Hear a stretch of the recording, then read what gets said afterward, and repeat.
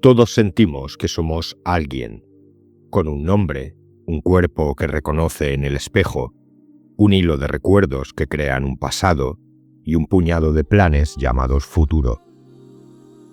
Ese alguien ama y teme, se alegra y se frustra, y en no pocos de nosotros late una pregunta: ¿quién soy yo? ¿Por qué tengo esta experiencia de ser un algo individual? Hace unas semanas vimos la propuesta budista acerca de la ilusión de eso que llamamos yo y de la existencia de algún tipo de identidad permanente.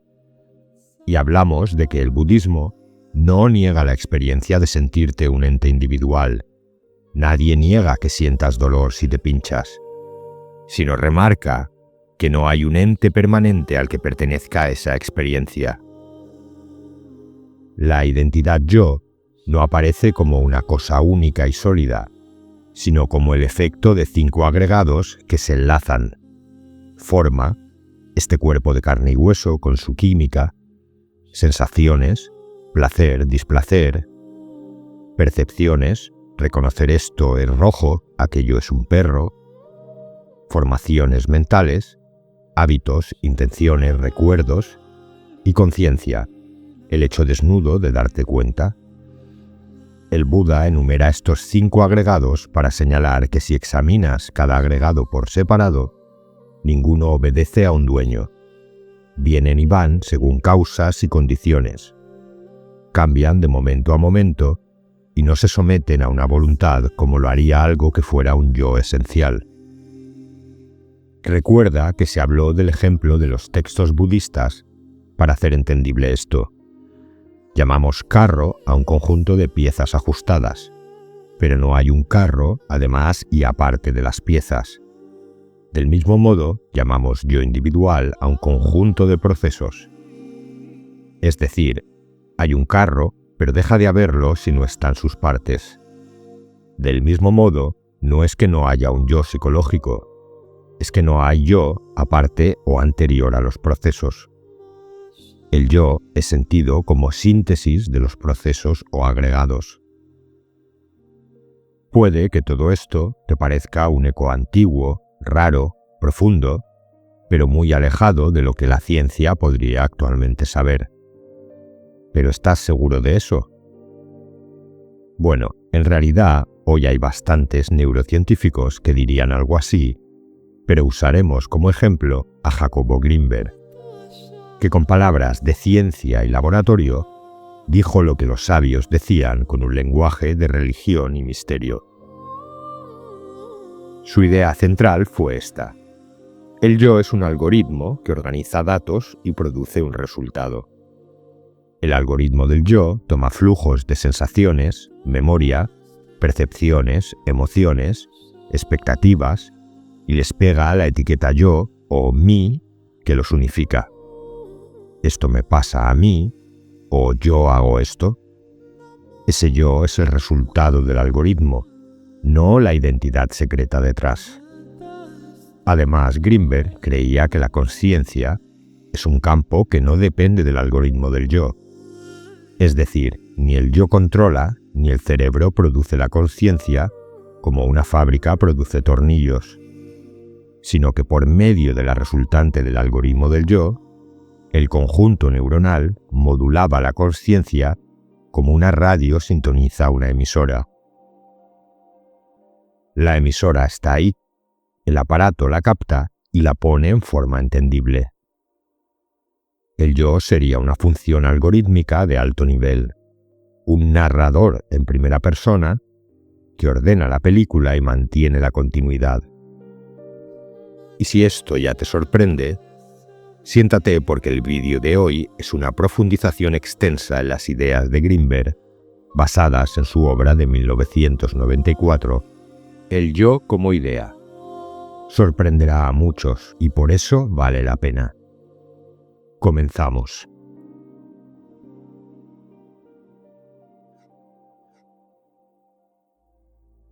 El algoritmo del yo.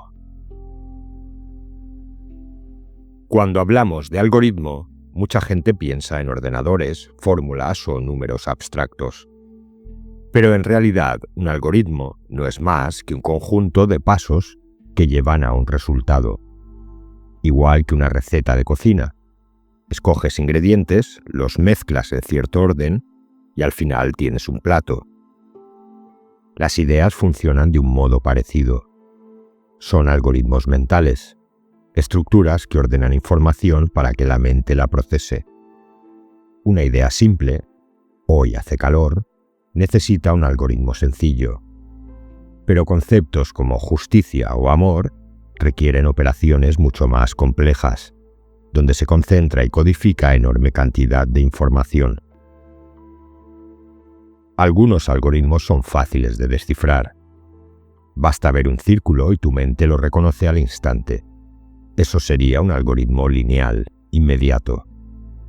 Pero hay otros que son casi insondables. El ADN, por ejemplo. Esas hebras microscópicas no se parecen en nada a un cuerpo humano, y sin embargo contienen las instrucciones para producir un cuerpo entero. Es como un manual inmenso comprimido en un lenguaje secreto. Cuanto más poderoso es un algoritmo, más difícil resulta modificarlo. Un cambio mínimo puede alterar el resultado por completo. Igual que en una receta, puedes variar un gramo de sal y apenas se nota. Pero cambia un ingrediente clave y ya no tienes pan, sino otra cosa distinta. Con los algoritmos biológicos y mentales pasa lo mismo. Una alteración pequeña puede multiplicarse hasta producir un cambio radical. Salvo que el sistema tenga capacidad de autorregulación y de corregirse a sí mismo.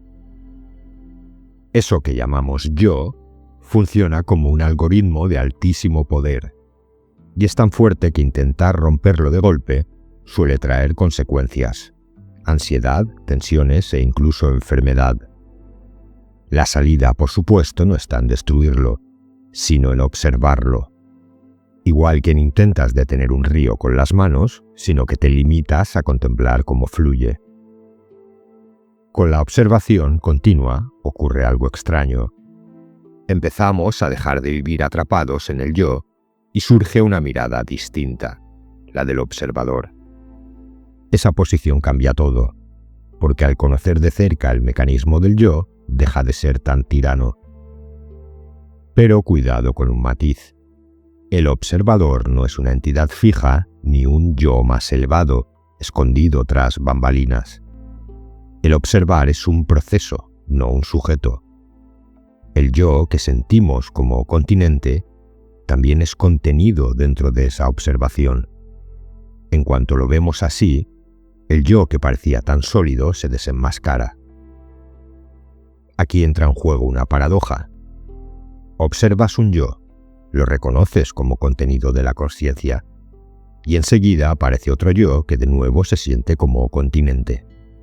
Lo observas otra vez y vuelve a disolverse. Ese vaivén va abriendo grietas en la rigidez del yo, que se expande y se flexibiliza. Buda describía este mismo mecanismo. Así como una llama depende del aceite y de la mecha, también el yo depende de las condiciones. El yo no es dueño, es dependiente. Lo mismo ocurre con los objetos. Nada de lo que percibimos nos llega tal cual. El cerebro hace un trabajo gigantesco.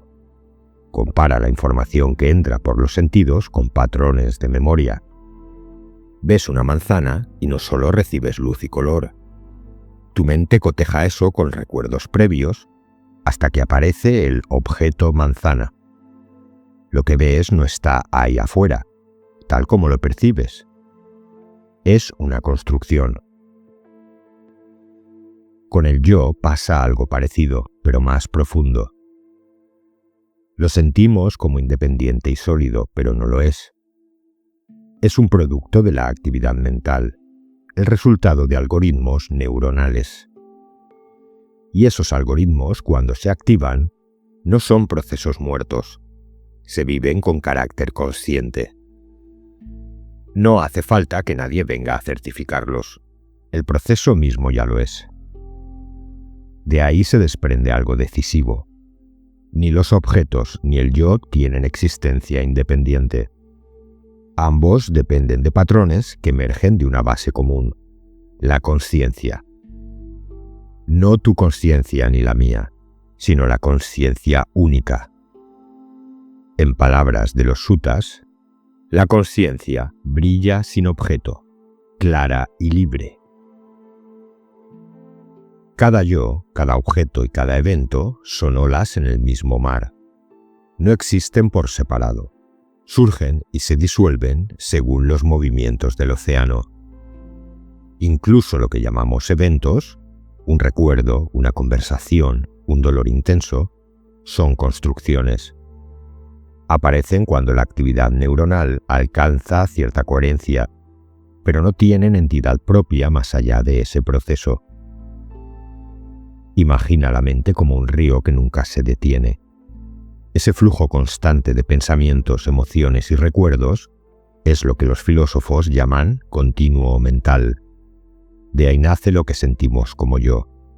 Esa sensación de ser alguien particular se debe a que los pensamientos de hoy se enlazan con los de ayer, y los de ayer con los de la infancia, creando continuidad.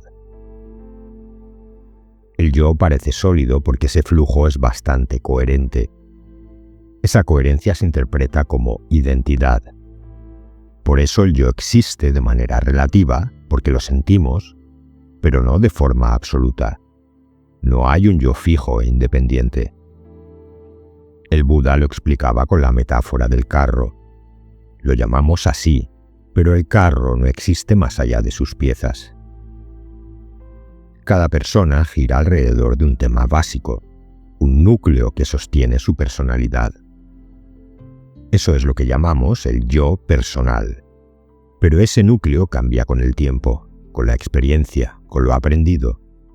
Y lo interesante es que puede observarse.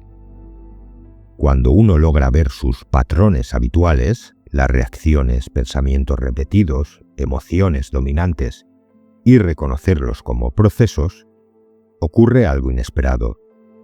El yo se va aflojando. No desaparecemos como personas, pero se rompe la rigidez. Lo que va quedando es una conciencia fresca, como si todo apareciera por primera vez. El budismo a veces lo llama mente de principiante, una realidad vivida sin juicios ni etiquetas, limpia y viva. En ese estado no hay un yo sólido. Persiste cierta sensación de individualidad, sí, pero se mezcla con la vivencia de unidad entre el que observa y lo observado. Y esa unidad trae consigo una libertad interior difícil de describir. El yo, que parecía construido sobre cimientos de roca, se revela como un espejismo o una ilusión. Existe mientras lo seguimos sin cuestionarlo, pero cuando lo miramos de cerca se deshace.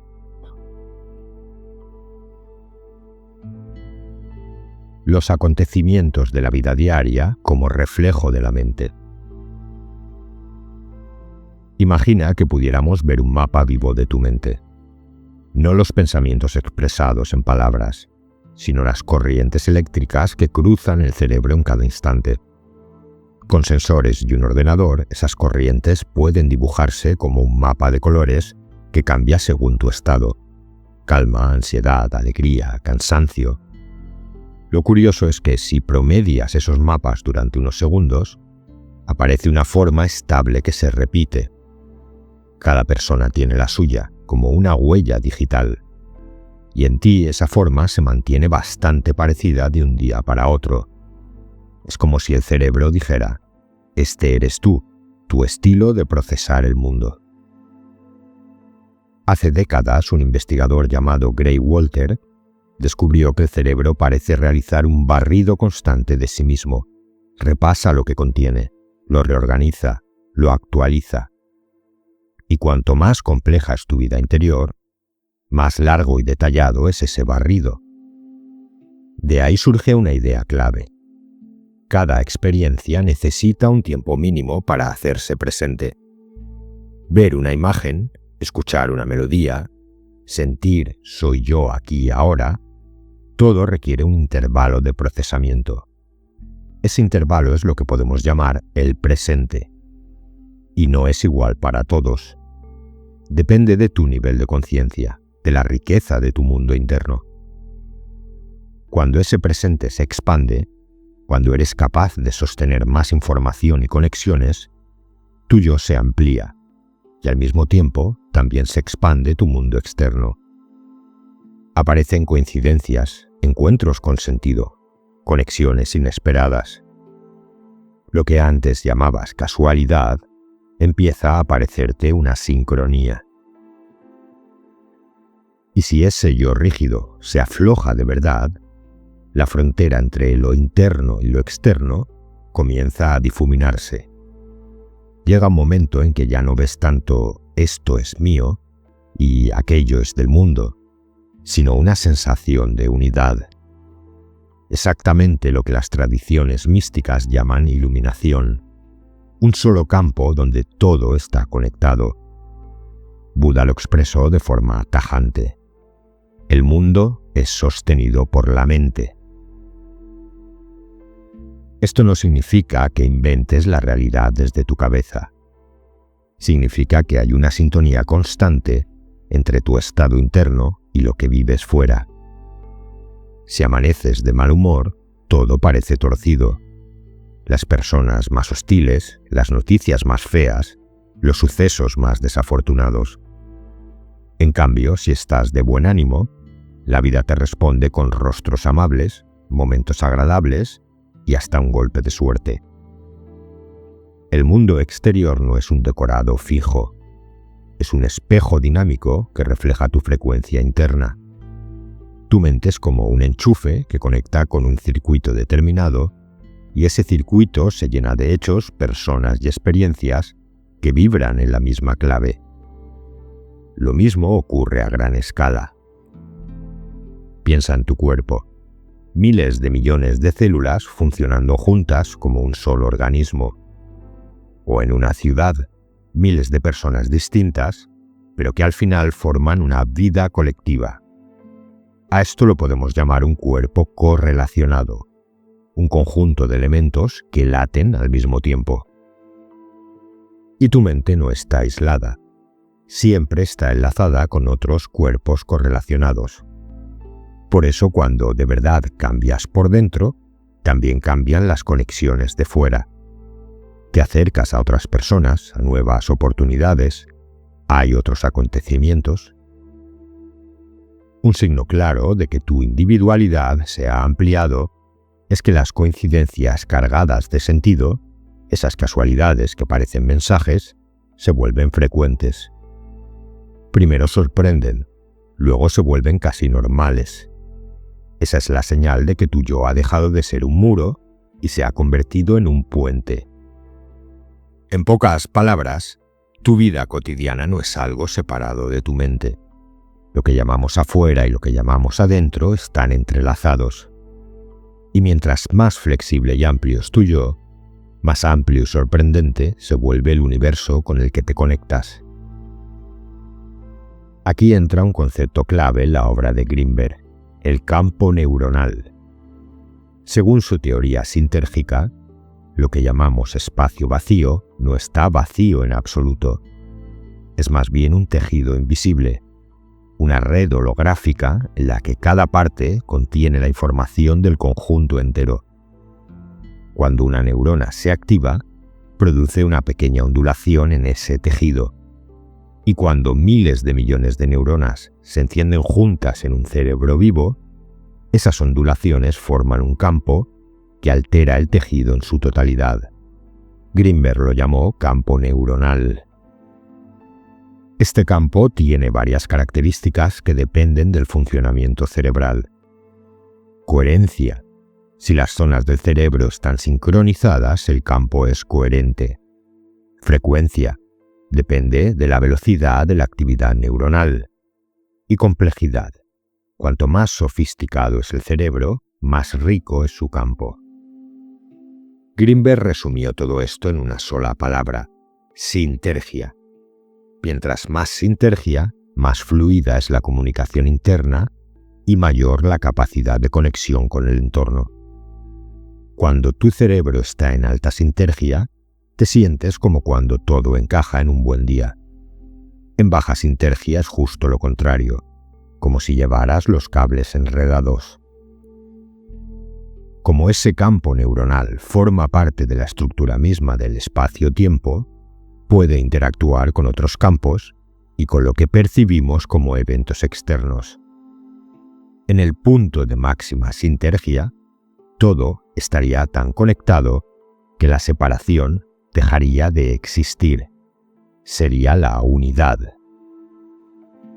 Y cuando varias personas vibran en un nivel parecido de sintergia, sus campos neuronales se enlazan y forman un hipercampo, una especie de atmósfera común donde comparten experiencias, decisiones y hasta acontecimientos.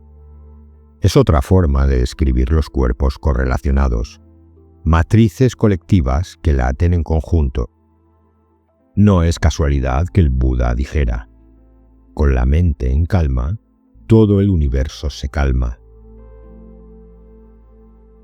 La forma más sencilla de pasar de un hipercampo a otro más amplio no es forzar nada, sino observar. La observación tiene un poder que parece invisible al principio, pero siempre provoca un salto en el nivel de conciencia. Por ejemplo, cuando dejas de identificarte con tus pensamientos. En lugar de creer que son verdades absolutas, los ves como lo que son, fenómenos pasajeros. En ese momento ocurre algo liberador. Las polaridades se igualan. El buen humor y el mal humor, la euforia y la tristeza pierden su dominio, porque ya no mandan sobre ti. Son solo contenidos observados desde un plano más amplio. Esa amplitud se siente como salir de una prisión hacia la libertad. Y al liberarte de esa prisión, automáticamente entras en otro hipercampo. Nuevas experiencias, nuevos encuentros, nuevas personas en otro nivel de energía. El mundo cambia porque tu atmósfera mental ha cambiado. El yo mismo es un campo correlacionado, un conjunto de recuerdos, emociones y pensamientos que forman tu identidad. Mientras lo tomes como algo absoluto, estarás encerrado en él. Pero al observarlo, el yo se convierte en un contenido dentro de algo más amplio. Y ese pasaje es lo que Grinberg llamó un ascenso sintérgico. Más amplitud, más libertad y más energía. Eso sí, aquí hay una regla firme. No se permiten saltos acrobáticos. La vida pide recorrer cada nivel con paciencia. Si intentas saltarte pasos, más tarde o más temprano, caes. Y cada caída ocurre por lo mismo. Lo que no comprendes de ti termina dominándote. Como dice un viejo principio budista, lo que no es comprendido esclaviza. Los cuerpos correlacionados y el yo. ¿No te ha pasado que al entrar en una habitación sientes el ambiente cargado, aunque nadie diga nada? Eso es un hipercampo en acción, la mente colectiva impregnando el espacio. Podemos imaginar que cada persona habita dentro de un cuerpo correlacionado, un conjunto coherente de experiencias, emociones, recuerdos y formas de percibir. Ese conjunto tiene su propio tono, un sabor emocional, incluso una especie de espíritu que reconoces como identidad. En otras palabras, el yo que sientes en este momento es la coherencia del cuerpo correlacionado al que perteneces ahora. Por eso cada nivel de conciencia trae consigo una sensación distinta de identidad, un humor, un aire, una intimidad que se reconocen como propios. El yo aparece porque siempre lo encuentras en la raíz de lo que experimentas. Pero llega un instante en que puedes observarlo. Y al hacerlo descubres que lo que llamas yo no es más que la coherencia de un cuerpo correlacionado. En cuanto lo ves con claridad, se abre la puerta a algo más amplio. Aparece un yo más extenso, con otro sabor y cualidad. Así ocurre en cascada. Vas pasando de un cuerpo correlacionado más estrecho a otro más amplio. Y cada vez que accedes a un nivel mayor, tu yo se siente más libre, más vital y más profundo. De hecho, la totalidad del universo puede entenderse como el cuerpo correlacionado supremo. Quien logra expandir su identidad hasta ese punto, ya no puede trazar fronteras. Su yo es el todo. Eso es lo que describen los grandes iluminados de la historia, Buda, Jesús, Ramana Maharshi, Nisargadatta, cuando hablan de la conciencia sin separación. El Buda lo expresaba así: en lo visto, solo lo visto; en lo oído, solo lo oído. Cada cuerpo correlacionado contiene a otros más pequeños. Hay una jerarquía clara. Tu cuerpo orgánico y biológico es un nivel. Tu identidad psicológica y social es otro. Y la conciencia expandida, que incluye a todos los seres y al universo entero, es el más alto. Pero el paso de un nivel a otro no ocurre por accidente. Solo sucede cuando identificas el tema central del nivel en el que estás. Lo reconoces, lo aceptas y lo observas sin que te domine. Entonces se abre el siguiente estrato. Por eso no se puede saltar de golpe. En todos los niveles, el yo no es algo sólido ni permanente. Es una idea, un reflejo de coherencia, un patrón estructurado que aparece como identidad. Nunca es un objeto fijo. Por eso el yo cambia según tu desarrollo y tu capacidad de atravesar distintos cuerpos correlacionados. Podría parecer que el crecimiento del yo depende de condiciones externas, el mundo, las circunstancias, lo físico, pero en realidad esa expansión sucede en la intimidad de tu mente. El viaje hacia afuera es también un viaje hacia adentro, porque en la consciencia no hay separación entre lo externo y lo interno. Heráclito lo resumió con una sola frase: el camino hacia arriba y el camino hacia abajo son uno y el mismo. Jesús lo expresó de otra manera: hasta que no cambies tu vida y te vuelvas como un niño, no podrás entrar al reino de los cielos. Los iluminados de todas las épocas han repetido lo mismo. El proceso es una indagación interior que termina revelando la unión con todo lo que existe. Dentro y fuera dejan de ser opuestos.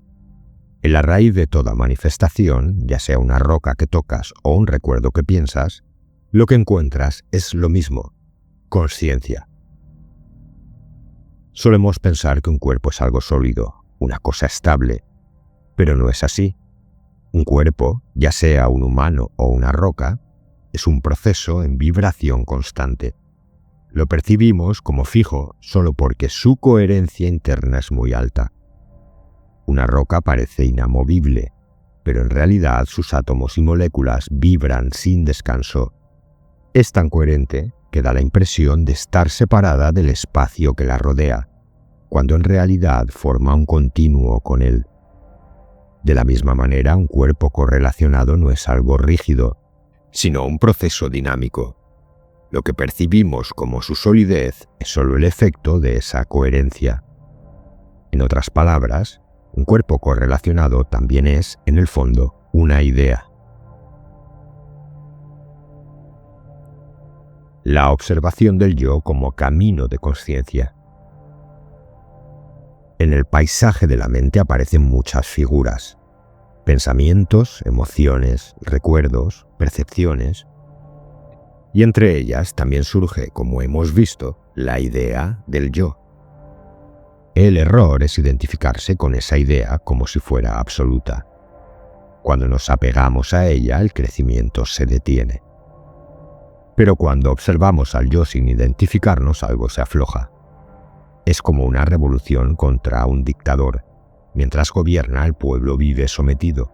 Pero cuando se le derroca, aparece la posibilidad de una vida libre. Internamente ocurre lo mismo. Cuando logras ver al yo como lo que es, una idea cambiante, su poder se derrumba. Ya no hay nada que defender, nadie que poseer. El sufrimiento pierde su dominio porque el yo sólido que sufría ya no está. Ahora bien, soltar el yo provoca miedo. Perder la identificación con él suele despertar angustia, porque creemos que si lo dejamos ir, perdemos lo que somos. Si el yo fuera absoluto, tendría sentido defenderlo con uñas y dientes. Pero como es solo una construcción temporal, aferrarse a él nos deja a merced de sus oscilaciones. El Buda lo resumió con una gran claridad. Lo que surge depende de condiciones. Lo que cesa también depende de condiciones. Y el yo no es una excepción. Más allá del yo hay algo más profundo. Las tradiciones le han dado nombres distintos. Dios, ser, Atman, Ein Sof, lo sin final, el absoluto. El término es lo de menos. Como hemos visto, hasta esa roca, aparentemente dura e inmutable, es en realidad un proceso en vibración constante. Si cambia nuestra percepción, también cambia la forma en que esa roca se nos presenta. Los grandes chamanes conocían bien este secreto. Pachita, la famosa chamana mexicana, era capaz de alterar la consistencia de objetos materiales.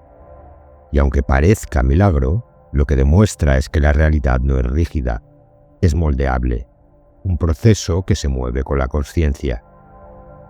El mundo deja de ser un objeto frío y externo y se revela como una realidad viva, un entramado donde todo respira consciencia. Lo que ves nunca es independiente de tu estado interno, es su reflejo. De aquí surge la idea de los cuerpos correlacionados. Lo que ocurre en un lugar afecta a los demás. Cada cuerpo correlacionado es un nivel de realidad en el que los elementos funcionan juntos. Y estos cuerpos no son planos, sino jerárquicos. Tienen dos ejes. El eje de expansión, que mide cuántos elementos abarca un cuerpo correlacionado, y el eje de trascendencia, que mide el nivel de abstracción. Así, el mundo físico, con sus objetos, es un cuerpo correlacionado de baja abstracción. Más arriba están los patrones y causas que anteceden a lo físico, un nivel más sutil. Y más arriba todavía, los principios que originan esos patrones. Cada paso nos acerca más a la unidad. La ciencia recorre un camino parecido, de lo macroscópico a lo molecular, de ahí a lo atómico y luego a lo subatómico. Y su gran sueño es dar con un nivel tan fundamental que unifique todo. Ese nivel también sería un cuerpo correlacionado, el más profundo y unificado. Cada vez que la actividad cerebral cambia, cambia la consciencia, y con ello la persona entra en distintos cuerpos correlacionados, en distintos estratos de la realidad. El ejemplo más claro es el sueño. Cuando dormimos penetramos en otro mundo, a veces con imágenes absurdas, otras con escenas más reales que lo real. Incluso hay sueños proféticos que luego se cumplen. ¿Qué ocurre? Que la persona, sin saberlo, entró en un cuerpo correlacionado más abstracto, donde percibió patrones causales de lo que más tarde se manifestaría en la vigilia. Algo parecido sucede en estado de vigilia en personas muy sensibles.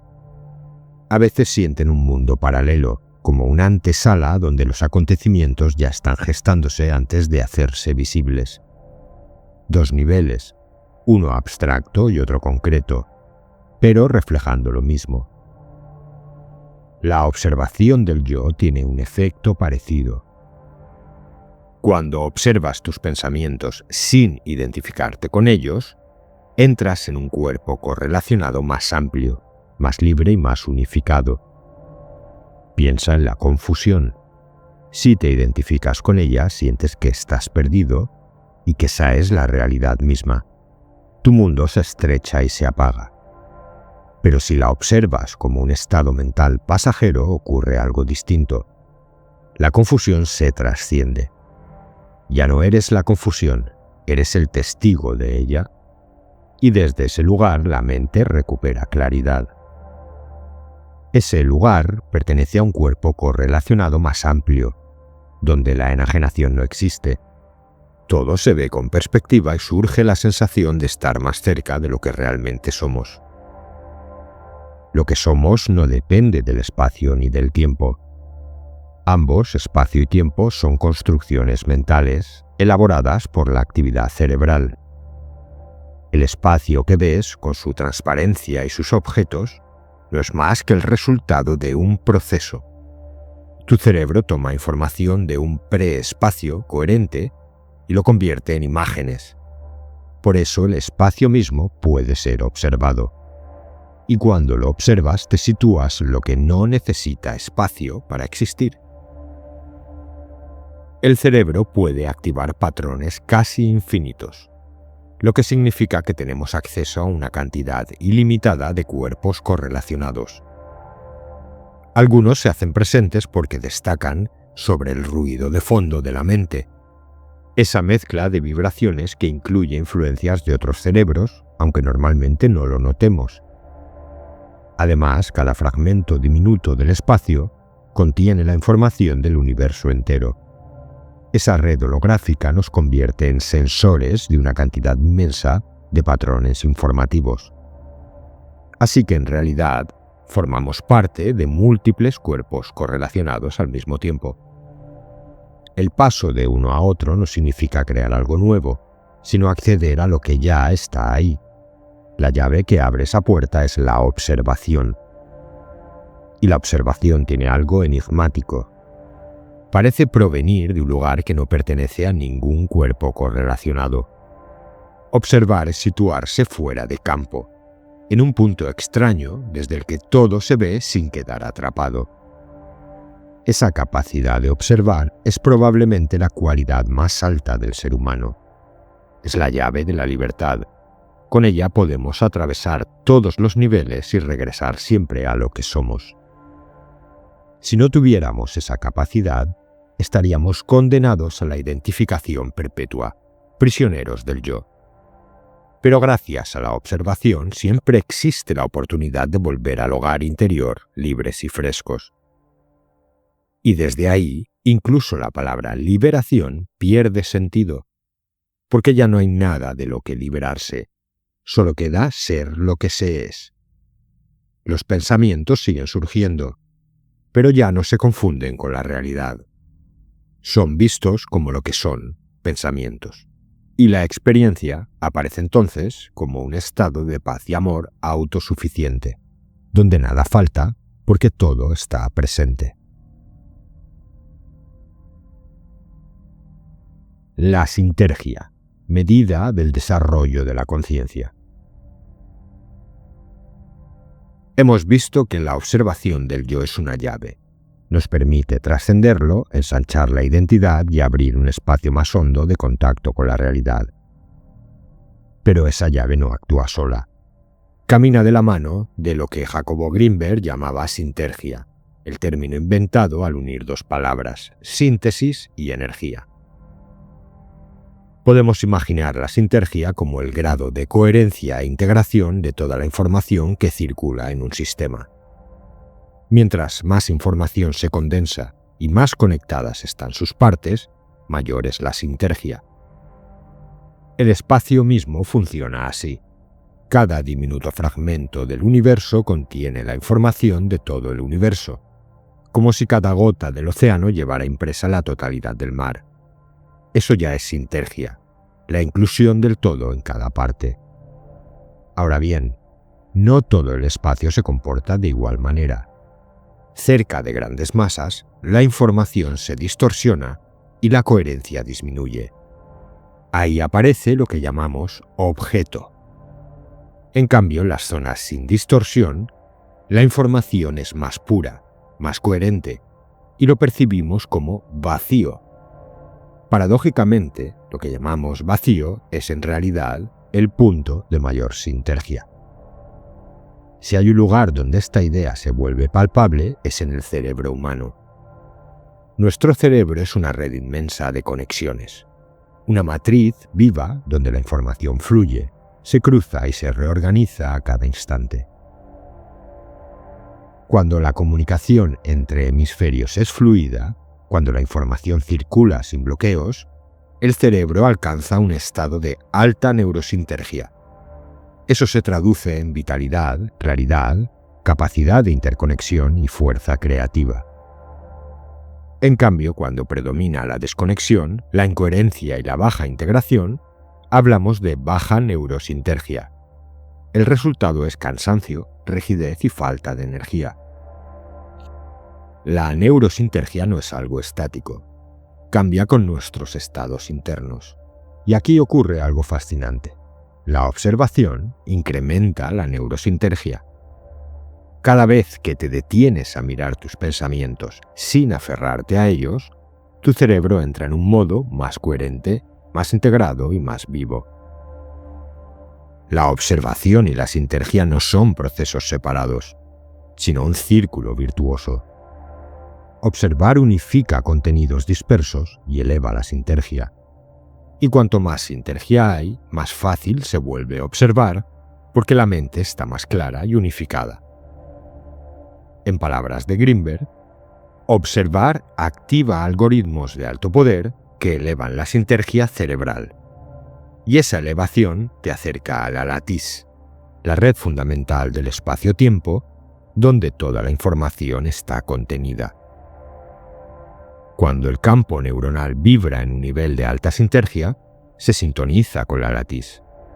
De ahí surge esa experiencia más plena, más luminosa y más vital. De todo esto se desprende una conclusión crucial. La conciencia, y no la materia, es el fundamento último de la realidad. La materia es solo una forma en que la conciencia se modula y se manifiesta en distintos niveles. El nivel más básico y esencial de esa conciencia es una unidad total, un estado de máxima interconexión e inclusión informacional. Y el desarrollo humano, entendido como proceso sintergético, no es más que un acercamiento gradual a esa unidad. Cuando alguien alcanza ese nivel, las tradiciones lo llaman iluminación, el momento en que se desvanece la frontera entre sujeto y objeto, no hay yo, y todo lo que ocurre se vive como gracia, poder y amor de un mismo fondo universal. El Buda lo dijo de otra manera. En la liberación de la mente no queda nada que pueda llamarse mío.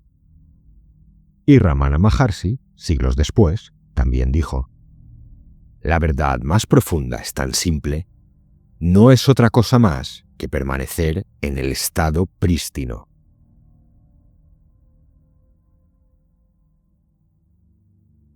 La mecánica cuántica, el campo neuronal y el yo.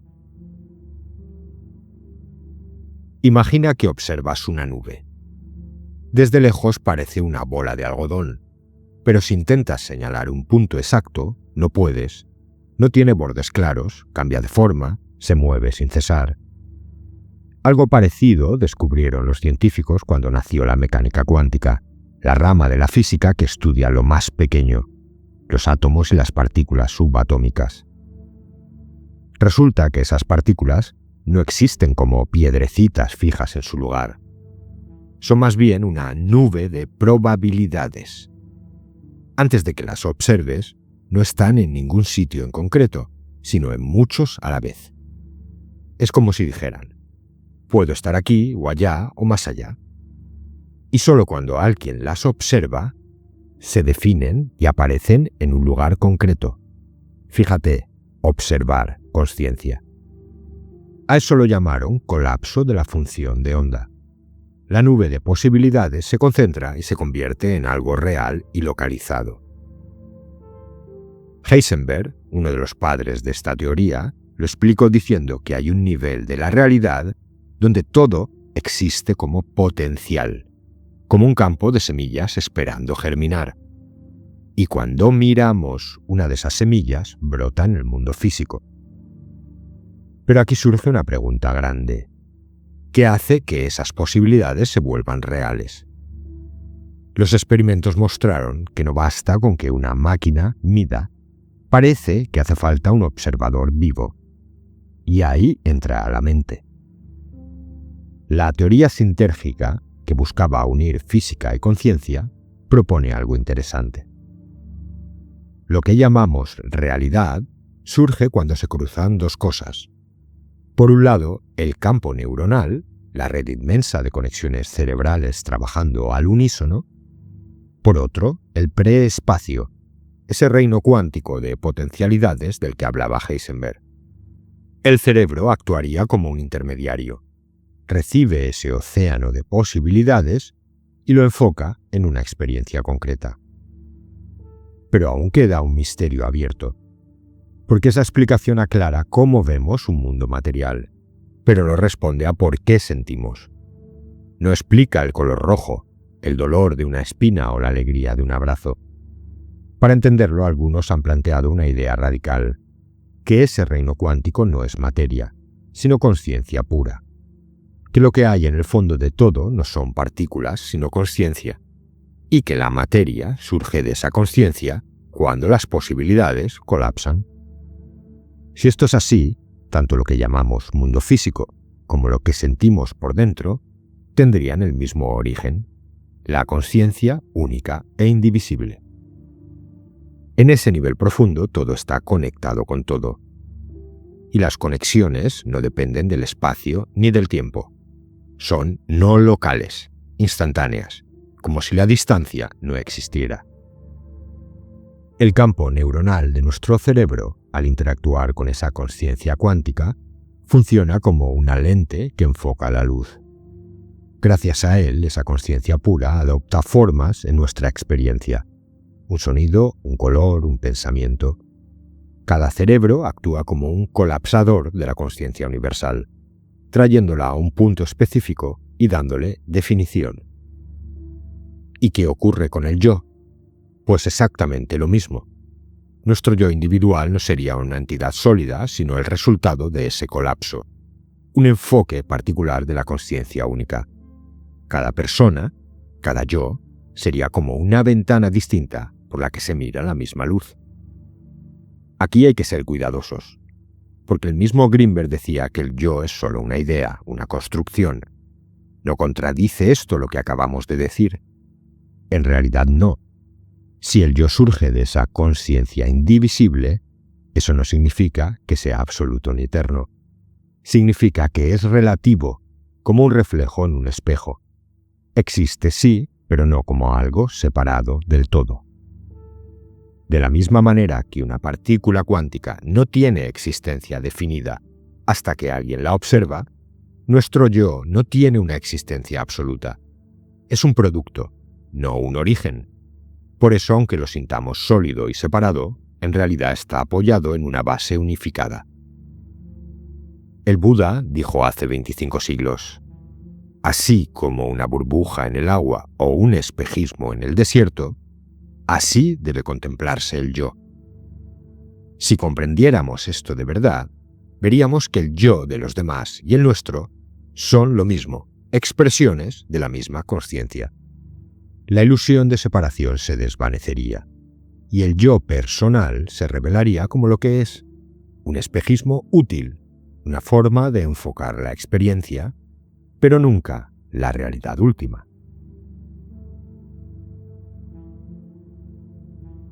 Del yo como idea hacia la conciencia de unidad. Ya hemos visto que en lo más profundo de la realidad todo está conectado.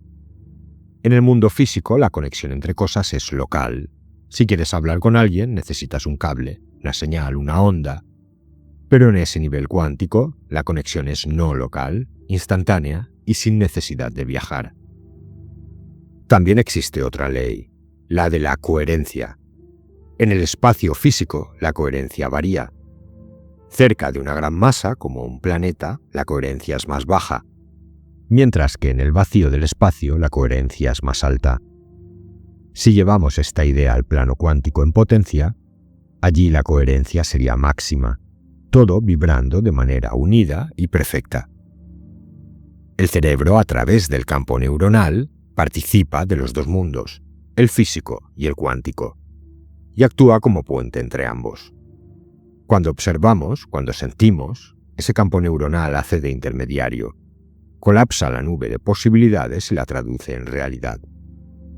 Lo asombroso es que los experimentos muestran que los cerebros humanos pueden actuar entre sí de formas que no parecen depender de señales físicas, como el sonido o la luz. Es decir, podría haber comunicación directa de cerebro a cerebro. Aún no está claro si ocurre a la velocidad de la luz, lo que implicaría algún tipo de energía desconocida, o si es instantánea, como en el nivel cuántico no local. Si fuera lo segundo, significaría que en cierto nivel dos cerebros forman un único sistema unificado que trasciende el espacio y el tiempo. Imagina un experimento. Dos personas en extremos opuestos del planeta. Si una piensa algo y la otra lo percibe al instante, quedaría demostrado que esa comunicación no sigue las leyes de la física clásica, sino que ocurre en ese preespacio del que hablaba Heisenberg, el campo cuántico de unidad. De ahí surge una pregunta crucial. Si ese potencial cuántico es conciencia pura, indivisible y llena de posibilidades, ¿podría un cerebro humano, en ciertas condiciones, dejar atrás la experiencia del yo y entrar en la conciencia de unidad? La respuesta parece ser sí. Si el campo neuronal alcanzara un nivel de coherencia máxima, si todas las neuronas se coordinaran como un coro perfectamente afinado, el cerebro se volvería tan armónico y unificado que podría reflejar directamente la conciencia pura. De hecho, hubo un experimento con personas entrenadas para aumentar la comunicación entre hemisferios de su cerebro usando retroalimentación. Uno de los participantes alcanzó casi la máxima correlación posible entre ambos hemisferios, 0.98, y su experiencia cambió radicalmente. Dejó de sentirse un yo separado y pasó a experimentar una unidad total, sin diferencia entre sujeto y objeto.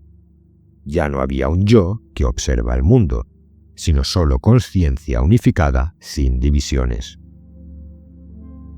Esto sugiere que el cerebro humano puede asumir características de ese campo cuántico, y si lo hace puede acceder a infinitas posibilidades de acción, creatividad y libertad.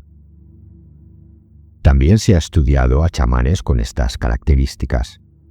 Un chamán mexicano mostró niveles cerebrales altísimos de coherencia, y Pachita, la célebre chamana, parecía haber alcanzado una conexión casi total con ese campo de conciencia en potencia, mostrando habilidades que desafiaban cualquier límite. Todo esto nos lleva a una conclusión sorprendente. Es posible dejar atrás la idea del yo, y lejos de conducir al caos o la locura, abre a una vida parece más plena, fluida y libre. El apego al yo es en realidad la barrera que nos mantiene en lo pequeño cuando lo real es infinito. Eso sí, no se trata de rechazar el yo violentamente. No podemos aplastarlo ni negarlo, porque eso solo crea más conflicto. El yo es una experiencia legítima, un enfoque particular de la conciencia. Igual que una ola es parte del mar, aunque no sea el mar entero, el yo es una expresión de la conciencia indivisible. Por eso lo sano no es destruir al yo, sino trascenderlo. Y para trascender algo, primero hay que aceptarlo y amarlo. Negar el yo sería negar la misma raíz de tu propia experiencia vital. En cambio, reconocerlo como una manifestación parcial de algo más grande nos permite dejarlo atrás de manera natural, como quien suelta una rama para alcanzar el fruto. El Buda lo dijo así. Al igual que un mago crea una ilusión, así el sabio ve el yo, como una mera apariencia. En otras palabras, podemos decir que el yo es una etapa, un foco o una máscara, pero no es lo definitivo. El camino consiste en atravesarlo, abrazarlo y luego soltarlo hasta encontrarnos con lo que realmente somos. Esa conciencia indivisible, sin bordes e infinita.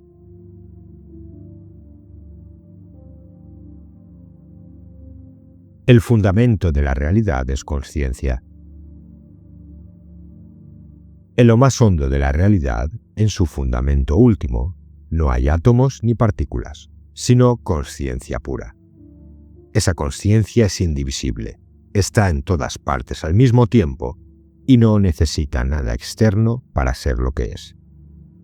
El yo separado no es más que un fenómeno secundario, una idea. Surge de la conciencia, sí, pero es un reflejo particular de ella. El error está en creer que ese reflejo implica una división real, como si cada yo fuese una isla aislada del resto. El yo es solo un cauce, un canal por el que fluye la consciencia única. Lo real es que la misma consciencia que se manifiesta como yo, se manifiesta también en todo lo que sentimos, en la luz que entra por los ojos, en el sonido de una guitarra, en el dolor de un golpe o en la caricia de una mano. El cerebro es el instrumento que traduce esa consciencia.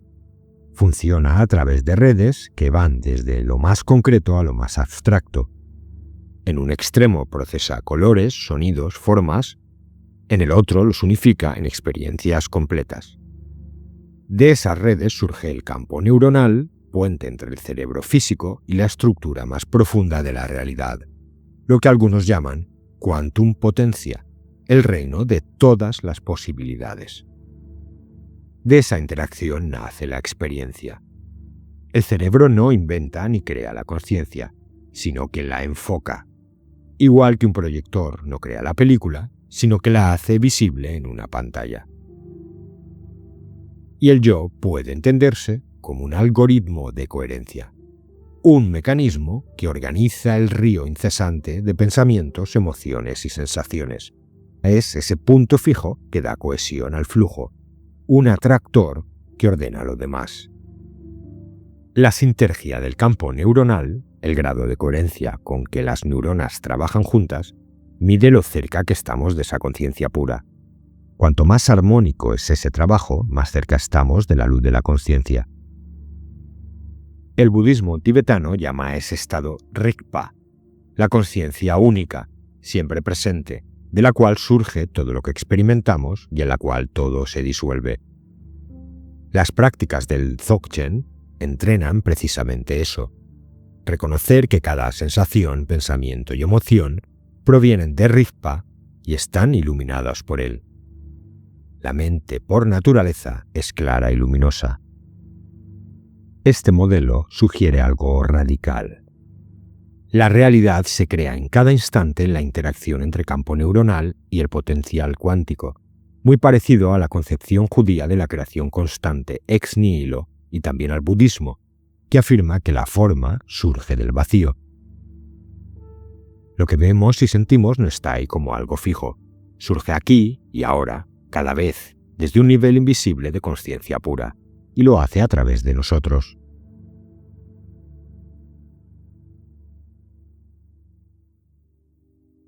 El sabor de la iluminación. Hablar de la iluminación siempre me ha parecido como intentar describirle a alguien el sabor de una fruta que nunca ha probado. Puedes dar 1000 comparaciones, usar metáforas y ejemplos, pero hasta que no la pruebas directamente no lo sabes. Lo mismo ocurre con la iluminación. No es una idea ni una teoría, es una vivencia inmediata.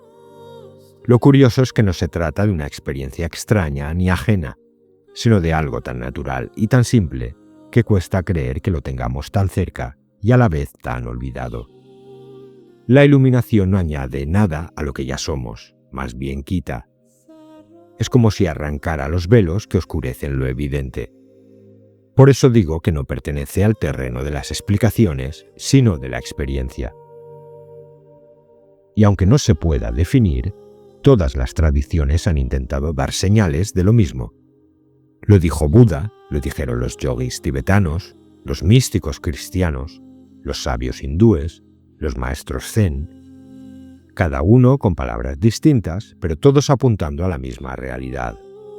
La iluminación es el reconocimiento de que no existe separación entre lo que llamas yo y lo que llamas universo. Cuando esa vivencia se abre, desaparece la sensación de ser un yo individual aislado, metido en una burbuja. El mundo entero se siente como propio, pero no en el sentido de posesión, sino en el de pertenencia. Es la conciencia reconociéndose a sí misma en todas las formas. Juan Po dijo: «La mente es el Buda, y fuera de la mente no hay nada que buscar». Pero ¿por qué algo tan cercano se nos escapa tanto? La respuesta es muy simple. porque estamos ocupados en mantener viva la idea del yo. Invertimos la mayor parte de nuestra energía en reforzarla con pensamientos, emociones, recuerdos, y eso no deja espacio para ver lo que siempre estuvo ahí. Por eso digo que la iluminación no es un añadido, es un desvelamiento. Buda dijo: la iluminación es el fin del sufrimiento. Y yo lo entiendo así. No porque de pronto la vida se vuelva perfecta, sino porque ya no hay un yo rígido que se aferre al sufrimiento. El dolor puede seguir apareciendo, pero ya no se interpreta como una amenaza a una identidad. Milarepa lo decía de otra manera: no hay necesidad de eliminar la oscuridad, basta con abrir la ventana y dejar entrar la luz. Esa luz no viene de fuera, no hay que fabricarla, siempre ha estado ahí, pero la mente se obsesionó tanto con sus propias construcciones que dejó de verla. Cuando el cerebro alcanza una integración casi perfecta, lo que se llama un campo sintérgico de máxima coherencia, su actividad neuronal se alinea con la estructura misma del espacio-tiempo, con esa latiz. En ese punto la mente deja de funcionar como un filtro cerrado y se abre directamente a la conciencia universal. Y lo que aparece es lo que las tradiciones llaman iluminación, despertar, nirvana, unión mística. Ramana Maharshi decía con gran claridad: la verdad más profunda no es otra que permanecer en el estado prístino. Esa simplicidad es precisamente lo que lo hace difícil de ver, porque nuestra mente siempre quiere complicar, añadir, buscar fórmulas. Y aquí no hay nada que añadir. Se trata de detener la búsqueda, soltar la tensión y reconocer lo que ya está presente. Y aquí hay algo importante. La iluminación no está reservada a unos pocos santos o genios espirituales. Cualquiera puede descubrirla. El Buda nunca se presentó como un dios, sino como un hombre que despertó. Ramana Maharshi era un joven común antes de su despertar. Nisargadatta era un simple vendedor de cigarrillos. Lo que cambia no es la biografía externa, sino la manera en que la conciencia se reconoce a sí misma. Y no significa abandonar la vida diaria, significa vivirla desde otro lugar. Comer, trabajar, amar, sufrir, todo sigue ocurriendo. Pero ya no hay un yo rígido cargando con todo. La vida se vive sola, fluida, como un río que corre por sí mismo. Un iluminado no necesita flotar en el aire. Basta con verle lavar los platos sin drama, sonriendo, con la misma serenidad con la que otro rezaría. El yo intenta construir presas y desviar el río para tenerlo bajo control. La iluminación es darse cuenta de que el río nunca dependió de esas presas. El río fluye y el yo mismo no es más que parte de ese fluir. Meister Eckhart lo expresó así: el ojo con que veo a Dios es el mismo ojo con que Dios me ve a mí. Lo que parecía ser un yo mirando al mundo, resulta ser el mundo mirándose a sí mismo, a través de sí mismo. Ramana Maharshi invitaba a investigar con una sola pregunta: ¿quién soy yo? Nisargadatta Maharaj repetía: quédate con el sentido de ser, con el yo soy, y descubrirás lo que hay detrás. Buda enseñaba la observación directa de todo lo que surge, sin apegarse ni rechazar. Todos convergen en lo mismo, en el reconocimiento de que el yo no es absoluto y que la conciencia que lo sostiene es infinita. La paradoja es que esta experiencia no puede forzarse. No hay una técnica garantizada, no hay una receta infalible. Se trata más de soltar que de hacer. Las prácticas, claro, ayudan. Meditación, observación, contemplación, oración, indagación.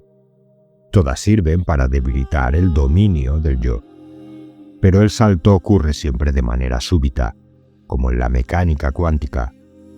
Un instante antes estabas atrapado en la identidad, un instante después ves que no hay nada que atrapar.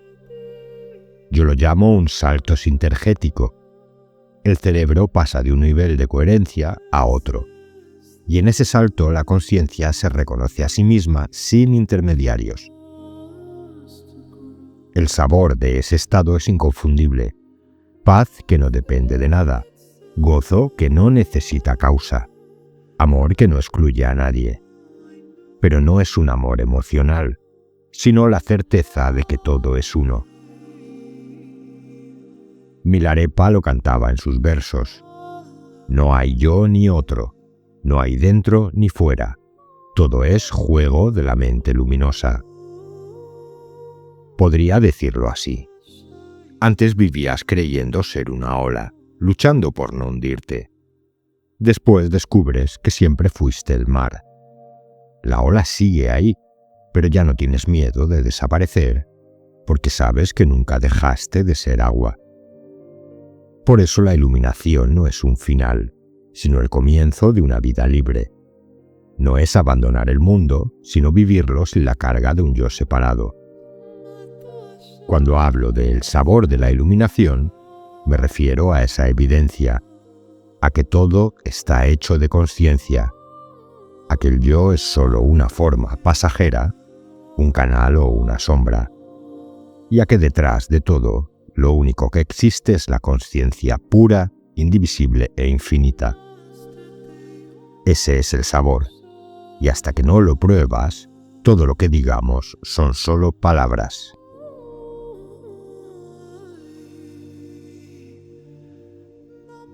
Hemos visto que ni Buda ni Jacobo Grinberg niegan que el yo se sienta real. Sería absurdo, porque lo vivimos a cada instante. Y también hemos visto cómo ambos proponen un cambio de mirada, dejar de creer que ese yo es el centro absoluto y empezar a observarlo como el algoritmo, la ilusión o el proceso transitorio que es. Y quizá después de este vídeo sigas sintiendo que eres tú, con tu historia y tu nombre. Eso no va a cambiar. Pero tal vez descubras que la vieja pregunta de si el yo existe o no ya no importa tanto, y en su lugar aparezca otra más radical. ¿Qué ocurre cuando el yo se derrumba del todo? Si llegas a este punto, quizá encuentres lo mismo que Buda y Grinberg señalaron desde orillas tan diferentes. La conciencia única sostiene la existencia entera. Uno la llamó vacío, sunyata, el otro lattice. Y en el fondo son dos nombres para la misma realidad indivisible. Si quieres apoyar el canal y participar eligiendo los próximos temas, puedes hacerte miembro por el precio de un café al mes. Cada comentario y cada vez que compartes el vídeo estás ayudando al canal. Gracias por formar parte de esta comunidad.